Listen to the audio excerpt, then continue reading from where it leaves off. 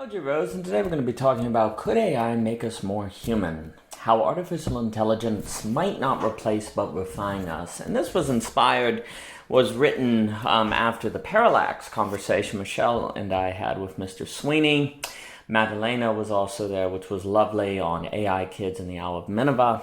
It was a wonderful conversation. And the piece also just brings together a number of net conversations, O.G. Rose conversations, all of which has been orbiting this question of AI. Is it a good thing? Is it a bad thing? Will it destroy humanity? And so on and so forth.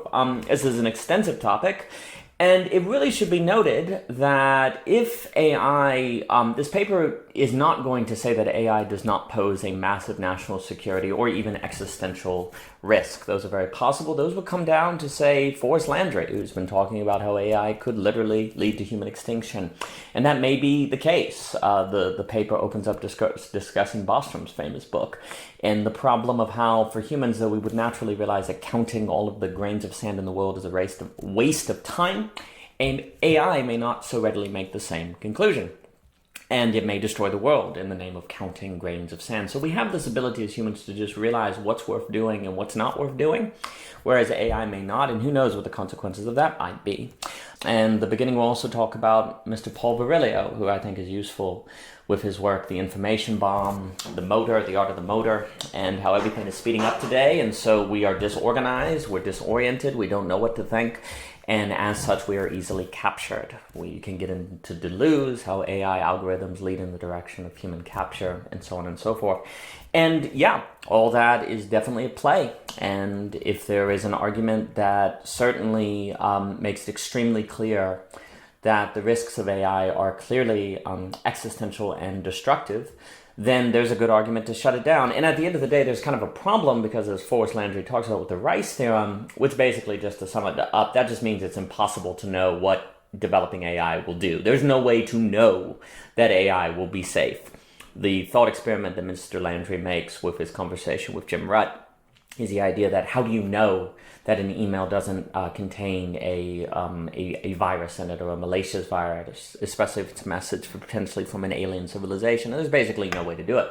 So there's arguably no safe way to engage in AI, and maybe that's strong enough of an argument to get rid of it. I'm not completely sure. And then, of course, there's the great Zach Stein, who gives us lots of admonishments about it. Daniel Smackenberg makes points, etc., so forth. But a lot of people will also at the same time kind of say that they're not AI doomers, they're not AI pessimists. And so there's this line that we're trying to tote between being careful but not overly pessimistic. And that line is very interesting. In this paper, what we try to explore is ways that AI might actually help us and make us more human. Again, all of these are secondary to a strong argument that AI poses an existential threat. But we really want to see, how is it that AI may help us? How is it that it might actually make us more human? One of the things the paper wants to point out to start is right now we're very concerned about deepfakes. We're concerned about fake news, all of this stuff online, and my gosh, if we're faked out now, how quickly will we be faked out in the future? I think it's a very good point, but one of the things we always have to remember is it's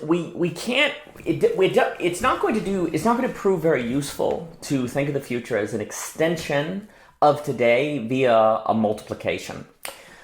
Just because part of the problem might be that people are not captured enough today by AI, so they're able to plausibly deny that they're able to determine truth from falsity and so on and so forth. But when AI technology is unleashed, even the average person will know that the internet is dangerous, that the internet is full of capture technologies. When deepfake technology becomes widespread, people will know that 90% of the images online are fake, or that they can't trust anything. Right now, people know that, but they don't really know that. And the point the paper makes is it's very possible that the AI may actually ironically render the internet somewhat useless or completely transform how we use the internet, which then might help get people off the screens. A lot of people are talking about getting off the screen, touching grass, getting back to nature, being embodied. AI might easily do that. There's a lot of concern about TikTok addiction. Well, if you knew, without a shadow of a doubt, that using TikTok was very dangerous and you probably would be captured by an AI, or taken advantage of, then you would probably be much less likely to use TikTok. Yeah, it's this funny thing where if the internet is too good at being a dopamine source or a source of capture, that everyone would know that, including the average person, so they would change their behavior. So one of the things we have to keep in mind is that AI may change our behavior. And therefore, the things that we are concerned about AI doing, it may not be the case. And in fact, AI may help us escape TikTok, escape addiction, get back to nature, so on and so forth. There's also something that might occur where in the same way that if I visit a foreign country, I know I'm visiting that culture, that, say, the Three Kingdoms is different from the Sound and the Fury, Chinese literature from American Southern Goth. Well, in the same way, if the internet can just if AI can just make songs, make videos and so on and so forth, it's very possible that people will treat the internet not as replacing human beings, but as an entirely different culture. We don't really worry. I mean, there is some degree of competition between different cultures. Of course there are, but arguably that competition is productive and generative. But we also just know that different cultures have different works of art, and they don't really replace one another, but they exist in relation with one another. Likewise, the entire internet almost might become a kind of AI culture, where you know that if you go online, you're reading books, you're watching movies, etc., so forth, by AI. And so it may not be as existentially overwhelming as we think, because yeah, sure, the novels are better, sure, the movies are better, but it's a different culture. So it's not our culture, it's not our work. It doesn't teach us anything about the human being. It doesn't unveil the human being. And therefore, it might be something that we treat like a tourist, where right now, because we're in this between space between human and AI, the internet is like people are trying to form communities online. They're trying to make the internet their common life. And I actually, with my conversation with Mr. Tom Leon, we talked a lot about how the internet could actually help community and lived community and inform them. But AI might actually help us move out of this replacement thinking and actually more alternative thinking, where we see the internet and the digital as an alternative culture as opposed to a replacement. Indeed, part of the issue might be that we don't see the AI as other enough. We know it's different, but we're still talking like it might replace humans. Well, that would mean it's like humans. And, it's obviously deep learning and all of the resulting techniques, but it's still not human. But because it's not so advanced that it's clearly not human, that it's still easy to make that mistake. So there could be an irony here where when AI becomes super advanced, it will be easier for us to treat AI as a different culture, as opposed to something that replaced human beings, maybe a different ontological culture. So basically, inspired by Alex Ebert's freak theory, there's a point here which the very excesses of AI may undermine it, or save us from it in a way, because those very excesses will saturate the system in a manner that makes it start its own system on its own. It reaches a new equilibrium. And so AI, by its very excesses, may free us from it. And that would be a surprise result. Something else that came up in the next conversation with Emilio, if AI creates the greatest novel of all time, we get to enjoy that novel. And that experience of that novel may never come into existence without AI. And so we can't have the joy of that experience without it. So, Emilio was saying we should think of AI as a factory, not as an alternative human being. And I think that's very good, because it's creating experiences for us that we get to enjoy. Now, perhaps there's something where we say, well, if AI makes the greatest novel of all time, we don't get to make the greatest of all novel. Yeah, but that assumes we would have made it. And if we never would have made it, which there's good reason to think you wouldn't have if you needed AI to make it, well, then basically we're saying we would rather there not be that experience in the universe at all of the greatest novel of all time. And isn't that sort of silly or maybe envious or problematic? We would be missing out on something that we never get to phenomenologically experience. And I think phenomenology here is important, because AI is going to give us experiences probably that otherwise would have never been possible. And even if we say, oh, well, it can write a novel just like a human being. Yeah, but the AI is giving you an experience all the same. And that experience could actually maybe help life be meaningful. There's a mental health crisis, nihilism. John Vervaeke talks about the meaning crisis. Well, AI may help us have phenomenological experiences that overcome that. I think if you think of AI purely in terms of replacing human beings or doing something that human beings can do, but doing it better, then you become more nihilistic. But if you think in terms of phenomenology and aesthetics, I think things can change. I mean, like if there's any possibility at all, say, of seeing Mars or building a civilization on Mars, I find it basically impossible for that to occur without AI. Or maybe visiting an alternative star system, or even something like time travel. Not to say that time travel's even theoretically possible, I'm not sure. All of those things to me basically seem like they're impossible without AI. And that would mean the experiences of time travel or traveling to distant star systems or so on is impossible without AI. We need that computing power. And you see, the thing is, whatever, this came up in the next conversation, perhaps AI will always be better at whatever form exists and it will optimize that form. But entirely new forms of thinking and being, like Platonic forms, that might be what humans get in the art of making. And as soon as we make it, AI optimizes it. But perhaps, a kind of thinking that is radically formal as opposed to not, data-based, knowledge-based, but more form-based, which would be a higher philosophical level. That might be what AI incentivizes humans to do. The other thing that I think is important with AI is just to realize how much of our concern with it is wrapped up in economics of we're going to be unemployed, we're not going to have a job, etc., so forth. And don't get me wrong, there's true risks there. But I think this is why seeing how children react to AI can be really important, because children are not situated in an economy, and they also don't bring with them the traumas of the system that they might be projecting onto AI.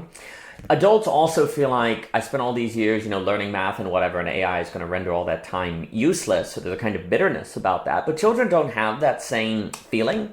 So how do children respond to AI? In my experience is that they think it's amazing and they think it's really exciting, and they see AI as a tool that helps them realize whatever they want to create. They have an idea for a video game where AI can help them make it. I have seen, and I'm not speaking for all children because I think we have to go through the distinctions between different children, but there are some children that they have an idea for a story, but they don't have the skill to write. So they're like, oh, and then the idea for the story is almost a burden. It almost burdens them.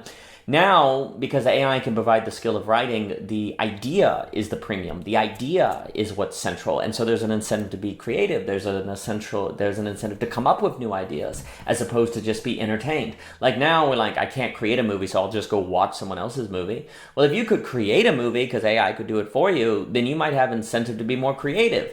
That's the funny thing. Like if you could literally consume whatever you thought, you would be less of an autonomous consumer who's just sitting on a couch consuming, and you would also be much more actively engaged. And active consuming seems very good. I mean, when we read Faulkner, we're consuming, right? I mean, we shouldn't demonize consuming under all circumstances. The issue is only consuming.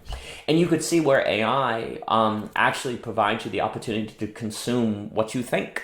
And so there's more incentive to think and to have ideas and to be creative. And I'm a strong believer that cultivating creativity also cultivates intrinsic motivation. And ultimately, I think intrinsic motivation is how you address something like the meaning crisis. Because if you are intrinsically motivated, life has meaning. Like the meaning of life seems to be intrinsic motivation, because if you're intrinsically motivated, life has meaning.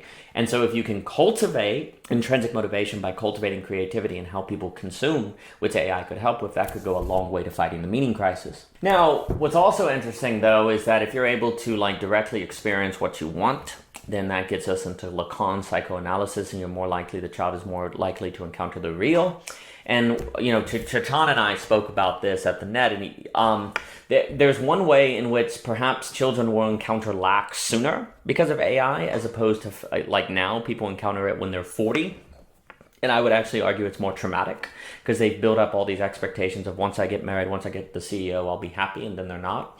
Whereas with children, if AI can almost instantly present them with what they want, and they find that doesn't fulfill them, well, then they might be more attuned and habituated to living with lack and integrating with it. Now, Chachan made the excellent point that children seem to already deal with lack. They finish the video game, and they know that they have to restart, and they restart. So that's a very good point.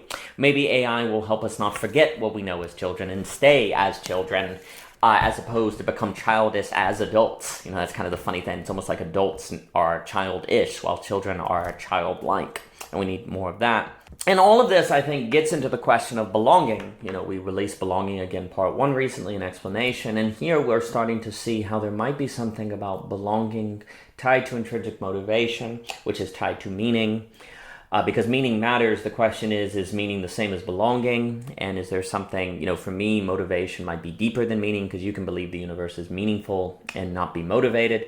And all of this would be tied, all of this about AI might suggest that AI has something to do with the address of belonging.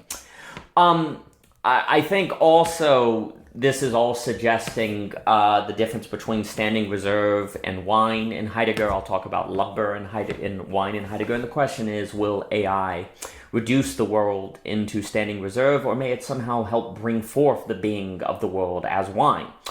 I think there's very good reason to think that AI could lean in the direction of wine. Maybe not, but it could, and if so, that would suggest bringing forth reality in very deep and profound ways. So another thing that will come up a lot in these conversations is the idea of Nash equilibrium, AI, game theory dynamics. Daniel Smackenberg will talk about this quite a bit, and how you're kind of like, it's like the Molark problem, that where we're all heading toward this God that's going to devour us, but we can't turn away because of what other people are going to do. So this Molark thought experiment. And this is, a Nash equilibrium is when if everyone does what is rational, you get a suboptimal result. And what we see is that if everyone does what's rational for them regarding AI, we might be in huge trouble. And I don't deny any of that.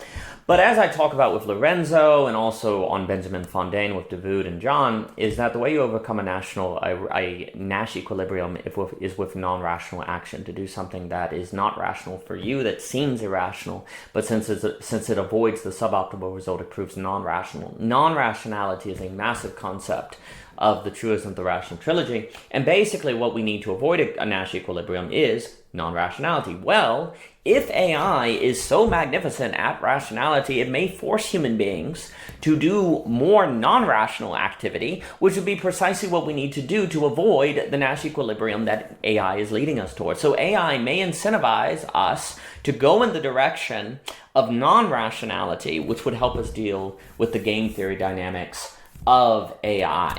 So I think that's important. I spoke a lot with Jacob Kashir at SynthSpace, Emilio, about all these things that the human being can do.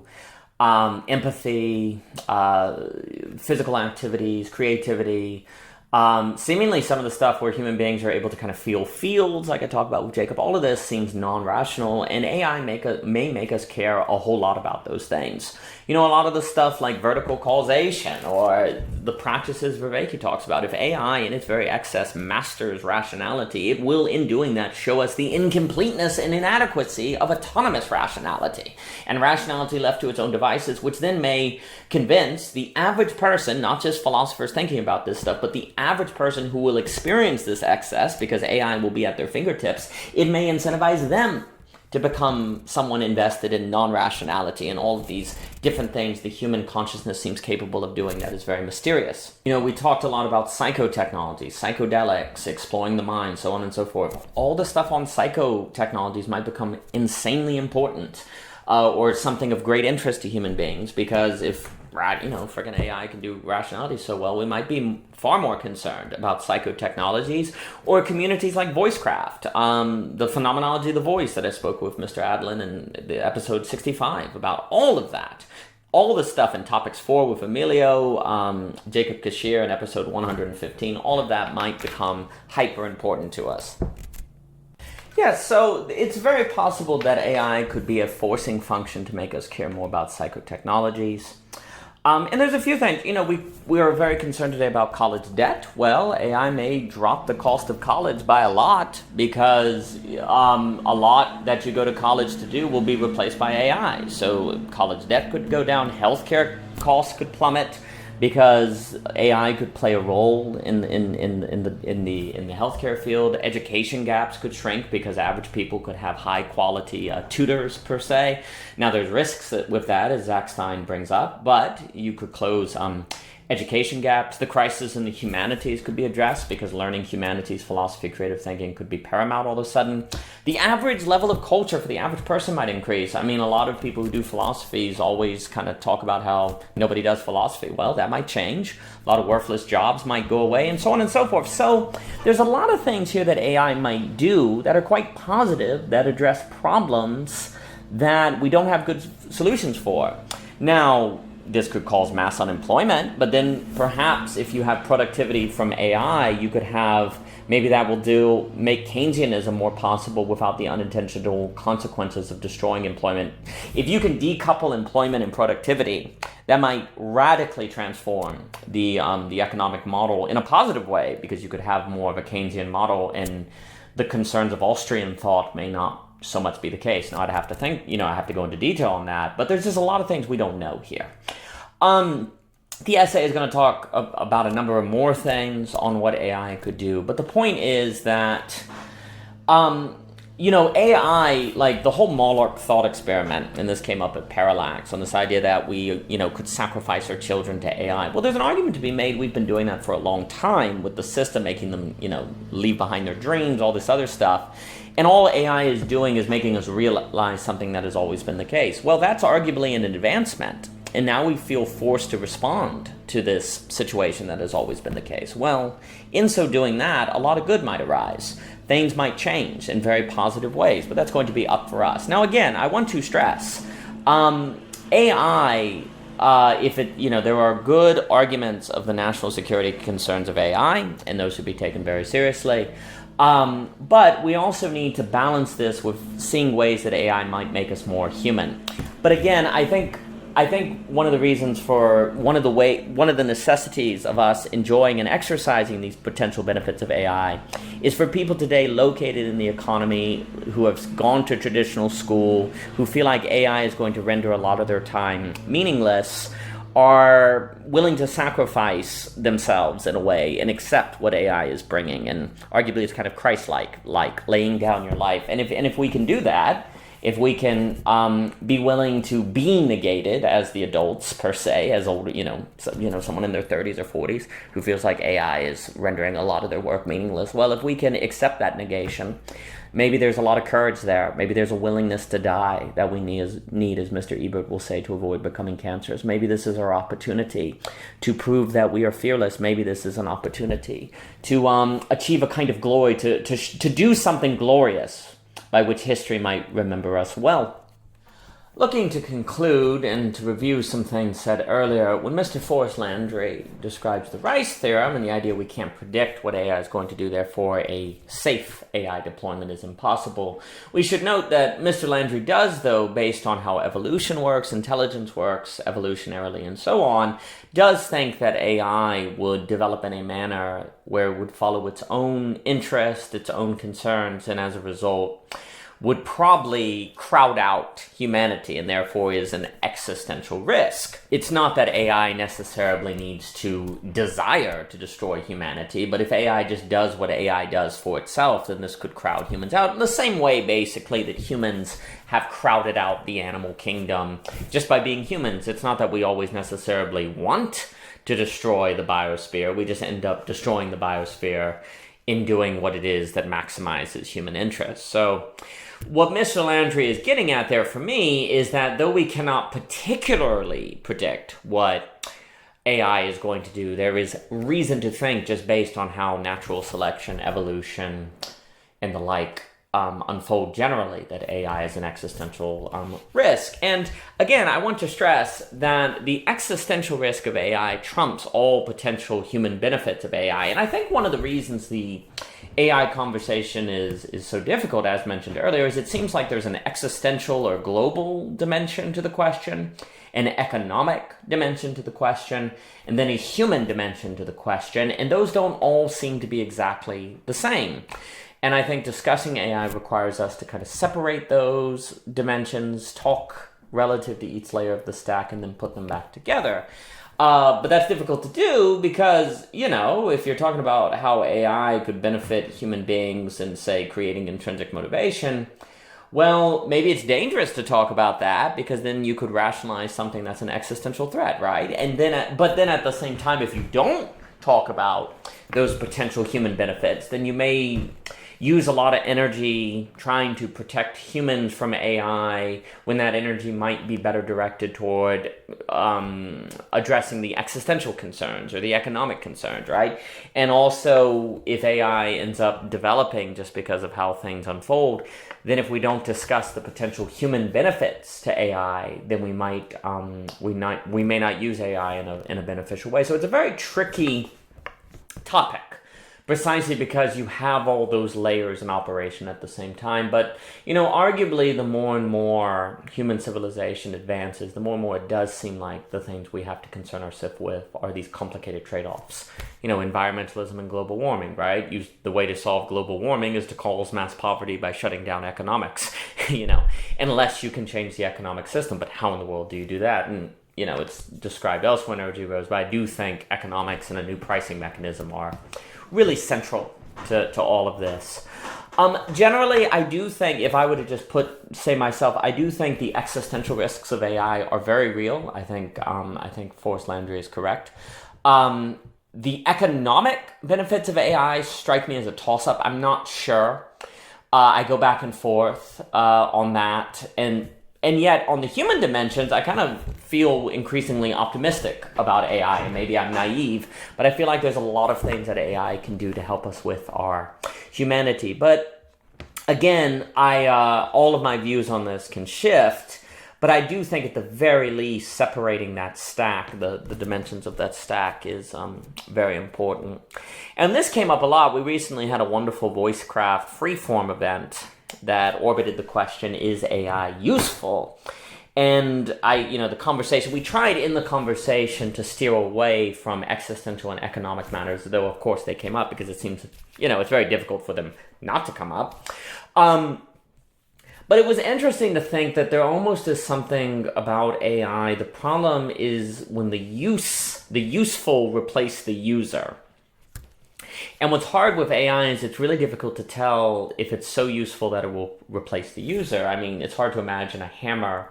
We've really never made tools that can tool themselves, per se, that can use themselves. And so there really is a possibility of AI replacing the user. But like I noted with the kids, they look at AI and it's a tool to solve their problem. They don't feel like they're going to be replaced by it. They feel like they're going to be able to do things they otherwise wouldn't be able to do. And so it's quite exciting for them.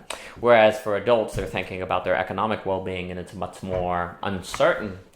But it's the kind of this question of, can AI ever replace the user? And if not, if it's like right there, that might deal with our existential concerns about our humanity being lost to AI. Because as long as we can use it, it becomes much clearer what the relationship between us and AI is. But I guess, one of the things I've been thinking about is precisely how a use of AI might be to show us why autonomous rationality is inadequate. And it's a problem. The problem of autonomous rationality is discussed all throughout O.G. Rose in the context of David Hume, the causing of the Enlightenment leading to the world wars, modern warfare, alienation. You can get into Vervaeke's meaning crisis. All of this is partly a product, at least, of autonomous rationality. And autonomous rationality is the idea that rationality can ground itself, that rationality can be its own self-sustaining operation, that it doesn't need any reference to a non-rationality or truth or something outside of rational calculation. And you see, what I find so interesting is that we see, AI is a master at calculation, rationality, logic, all of these things, and we see the problems with it. We see how rationality that is incapable of determining relevance, to allude to Vervaeke, could make a bunch of paperclips that destroy the world, right? Well, if AI could really finally convince the majority of people that autonomous rationality is a problem, that we need to learn how to think and operate outside of autonomous rationality, then to me this is a really, really big deal. And maybe AI will be the forcing function for the majority of moderns to realize that autonomous rationality is problematic and even an existential risk.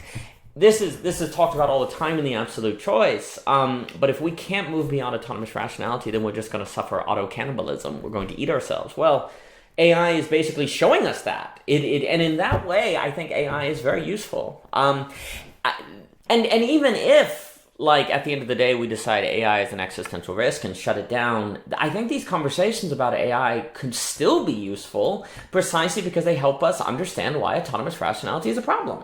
Like the very exploring of AI is, I think, making it clearer to us that we are dealing with well, we just see what rationality left to its own devices leads to. It turns the world into standing reserve, to allude to Heidegger, that if you want a world that is wine, where being discloses itself, you need more than rationality. And so even if, like at the end of the day, we decide we can't use AI, talking about AI could still be useful. And AI could be useful for us in realizing that we as humans must engage in thinking beyond autonomous rationality. And all of that is really, really useful. And likewise, discussing AI as a different culture, as another culture that may make us think of new artistic forms and new ways of having creative expression communally together. Because what kind of creative expression can we do that is clearly human and not maybe artificial? Well, that thought experiment is useful. And so maybe AI at the end of the day is useful in just helping us have a bunch of thought experiments that make us more creative and more active. I mean, even just the thought of what would it be if if human beings were focused on form creation, like really focused it on thinking in terms of new forms. Well, I mean, if we really took that seriously, that could open who knows what kind of doors could happen. So, I think something that we also talked about in the paper is this idea of sacrificing children to Moloch or sacrificing human beings. If the conversation of AI makes us realize that we've always been doing that, again, even if we shut AI down, that's a useful conversation because maybe we'll finally see what's always been in front of us, but we haven't been able to see, like that wonderful line at the end of Waiting for the Barbarians by Mr. Cosette, to finally see what we've always been looking at and not seen. Maybe we'll finally see what's in front of us. For more by OG Rose, please visit ogrose.com, Twitter, Anchor, Instagram, so forth and so on. And thank you so much for your time.